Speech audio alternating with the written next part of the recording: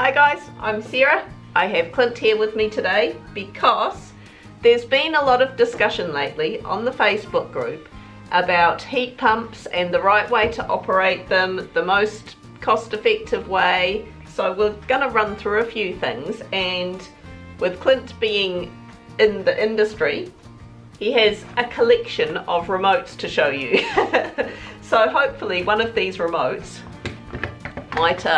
might be similar to what your remote is like. So first of all, we'll just have a quick rundown of each of these remotes.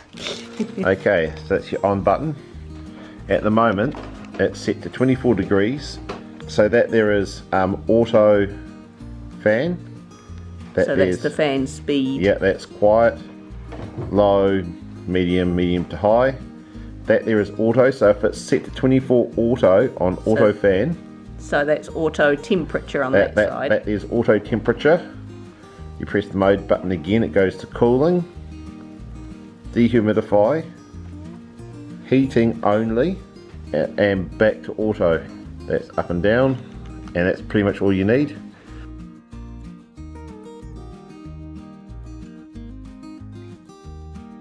This is still a current style of Fujitsu controller. On. Now this one says auto on this side. This is the modes. And so that's auto heating and cooling on the left hand side.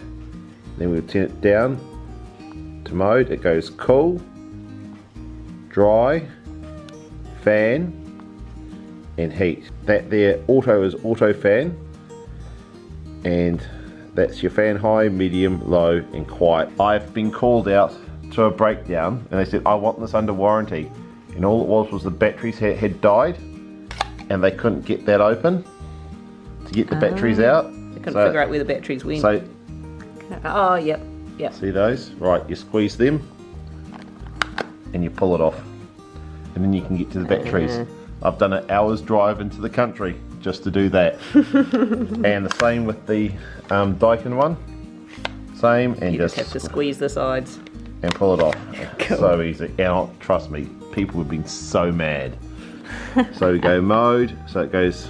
You see on the left hand side there it says cool, dry, fan only, and heat. Auto fan, and of course that's all your fan speeds there. The brand new Daikin one. You see we've set that one there to heat mode, and we're going to turn it to, that's fan only.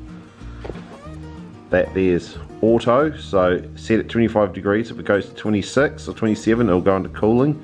If it goes to 24 or 23 it'll go into heating. We don't want that. So that's auto temperature, isn't it? Yeah, that's auto temperature. That's dehumidify, that's cooling only, and that's 16. And the fan mode is right there. That's ultra quiet mode or night mode, I don't care. Low, high, low, medium, medium, high. But I always just set to auto. So we turn that on, that's your temperature up and down. So that symbol is the fan, so that must be fan auto. So that's fan auto. And we're going to go mode, and it goes, there's the auto mode there, the little square box with the round and round. Oh, okay. And then it's cooling. Oh, so that's the temperature. Dehumidify, heating. Right, Freya's joining us. Yeah. Another thing that people keep bringing up over and over is what is the most cost-effective way of running your heat pump. And the painful way is there's no real one-size-fits-all answer, is there? All comes down to, is it sized correctly? Are you doubly glazed, double insulate? You know, is your house well insulated? Do you have good curtains to help keep the heat in? And if you don't, then you should really only use it for when you're actually in the room. But if it is a good insulated house, then it's the right size heat pump. Then what you should do is set it to 22 on heating, auto fan. Oh yeah, I mean just for, you know, yeah. And never turn it off. And when you go to bed, turn it down to 16 or its lowest temperature. And when you get up, turn it on to 22 and it should come on to heating straight away. And when you go out to work, turn it down to 16. Don't turn it, I recommend not turning it off, because to heat a room up, it takes a lot of energy to heat it up, but it only takes a little bit of energy to keep it at that temperature. Yeah. Does that make sense? As we say, unless it's a too small unit for the area, or you've got bad insulation, or it's drafty or something, in which case you may as well just turn it on as needed. Yeah. Now, another thing some people were getting confused about is the auto buttons, because there's two different auto functions. One is auto fan and one is auto temperature. If you have it on auto temperature, it simply means it will try and keep the house at that exact temperature you've set it. So if you've got it set for 20 degrees, it'll go into heating mode until it's hit 20. Then if it gets above 20, it'll go into cooling mode to bring it down to 20. So it will constantly be running. Did I explain that right? That's pretty much it, yeah. It'll be constantly going. Whereas if you just have it on heat mode and you set it to 20, it'll bring it up to 20 and it'll just stop. It'll stop until the temperature drops. So temperature, you never want that on auto. Yeah. And the other thing is, if you've got two units, they'll actually fight each other on auto, and you'll have a massive power bill. And yeah. Whereas auto speed, that's more a personal preference, isn't it? What fan speed you want, I suppose. Well, I always recommend auto fan. If you lessen the fan speed, you actually lessen the amount of air going through the coil, and that if the amount of air changes and the amount of heat it puts into the air dictates how quickly and how efficiently it will heat up your house.